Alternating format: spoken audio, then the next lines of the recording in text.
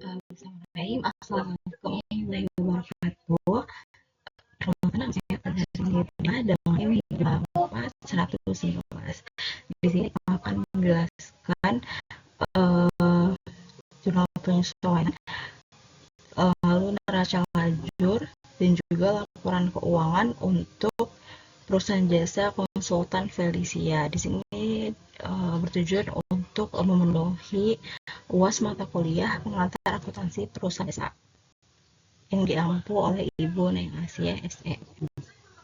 Yang pertama ada saldo awal perusahaan jasa konsultan Felicia pada bulan Maret 2024 dengan jumlah ada 15 akun. Yang pertama ada kas di rupiah, piutang dagang debit Rp7.200.000, bunga dibayar di muka Rp5.000, dibayar Rp1.200.000, peralatan kantor Rp265.000, peralatan kantor Rp6.600.000, beban perlengkapan Rp3.900.000, beban pemeliharaan Rp1.000, iklan Rp305.000, beban telepon Rp40.000. Ini jika dijumlahkan menjadi Rp20.740.000, lalu kredit Rp10.000, utang dagang Rp7.600.000, dalam negeri Rp10.000.000, dapat hasil Rp5.700.000, pendapatan sewa Rp140.000. Yang jika ditotal juga jumlahnya sama menjadi Rp20.740.000.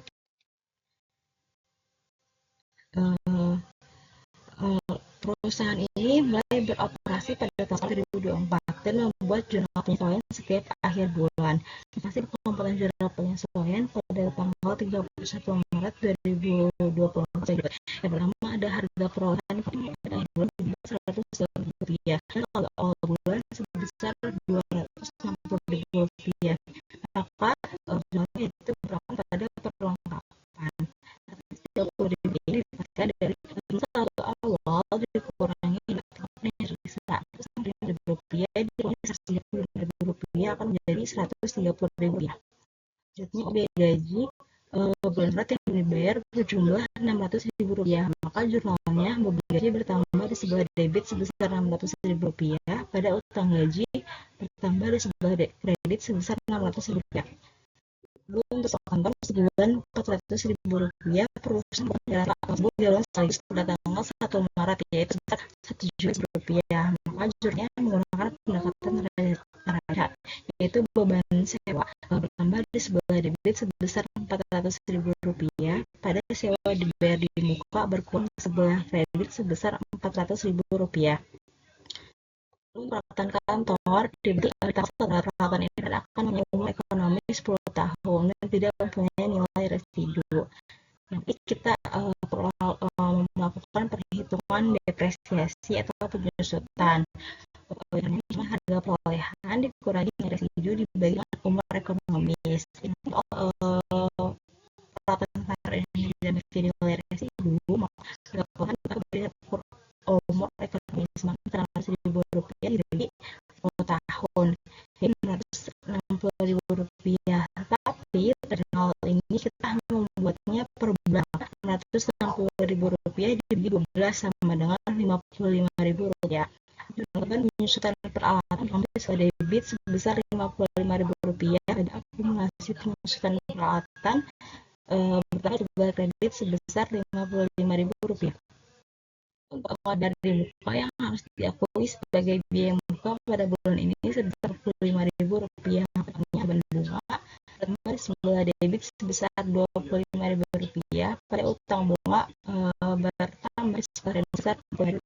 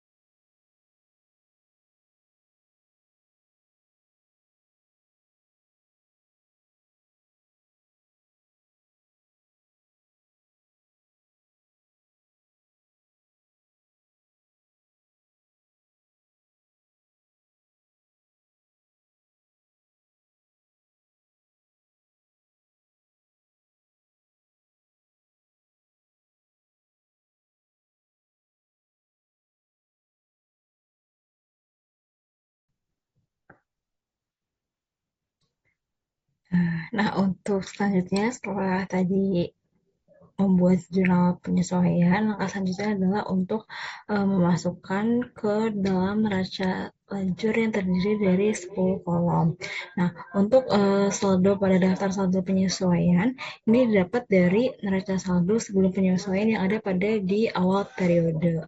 Lalu untuk penyesuaian, tinggal dimasukkan berdasarkan jurnal penyesuaian yang sudah kita buat tadi. Contohnya, pada sewa dibayar di muka, di kredit Rp100.000, perlengkapan kantor di kredit Rp130.000, beban perlengkapan di debit Rp130.000, beban gaji di debit Rp600.000, beban sewa di debit Rp400.000, beban penyesuaian peralatan di debit Rp55.000, beban bunga Rp25.000, akumulasi penyesuaian peralatan Rp55.000, utang gaji Rp600.000, dan juga utang bunga Rp25.000. Bisa dilihat contohnya di kolom yang berwarna abu-abu, sehingga hasilnya nanti menjadi Rp1.210.000 pada sisi debit maupun di sisi kredit. Langkah selanjutnya yaitu daftar saldo setelah penyesuaian. Ini didapat dari daftar saldo sebelum penyesuaian, lalu bisa dikurang atau bahkan ditambahkan oleh penyesuaian yang ada. Saya akan coba. Yang pertama itu ada kas. Misal di daftar saldo sebelum penyesuaian ada kas di debit sebesar Rp6 juta. Namun karena di penyesuaiannya tidak ada, maka daftar saldo setelah penyesuaian akan tetap menjadi Rp6 juta. Lalu contoh yang lain, sewa dibayar di muka pada saldo awal ada Rp1.200.000. Namun di akhir bulan ada penyesuaian di kredit sebesar Rp400.000. Maka untuk daftar saldo setelah penyesuaian itu Rp1.200.000 dikurangi Rp400.000 sama dengan Rp800.000 dan ditaruh di sisi debit. Selanjutnya, untuk di laporan laba rugi itu terdiri dari akun-akun nominal. Akun-akun nominal itu contohnya ada pendapatan dan beban-beban. Nah, kebetulan di perusahaan jasa konsultan Felicia ini ada dua pendapatan, yaitu pendapatan komisi Rp5.700.000 dan pendapatan sewa sebesar Rp140.000. Dan untuk beban-beban ini dimasukkan seperti beban perlengkapan, beban peliharaan, beban iklan, beban telepon, beban gaji, beban sewa, beban penyesuaian peralatan, dan juga beban bunga. Sehingga nantinya kolom kredit jika dijumlahkan akan menjadi Rp5.840.000 dan di kolom debit Rp5.635.000. Karena jumlah kredit atau berarti pendapatan itu lebih besar daripada jumlah debit atau beban, maka perusahaan ini mengalami untung atau laba dan selisihnya itu ada Rp205.000. Lanjut untuk laporan neraca. Laporan neraca ini terdiri dari akun-akun real. Yang pertama itu dari kas sampai dengan modal Nonavira. Nah, untuk di debit sendiri ada kas, piutang dagang, bunga dibayar di muka, sewa dibayar di muka, perlengkapan kantor, peralatan kantor. Dan untuk yang kredit ada hutang wesel, hutang dagang, modal Nonavira, dan jangan lupa kalau ada yang di bawah juga disebutkan ada akumulasi penyusutan peralatan, utang gaji, dan juga utang bunga. Itu termasuk ke dalam laporan neraca. Selanjutnya, pembuatan laporan keuangan. Pada umumnya, laporan keuangan itu terbagi menjadi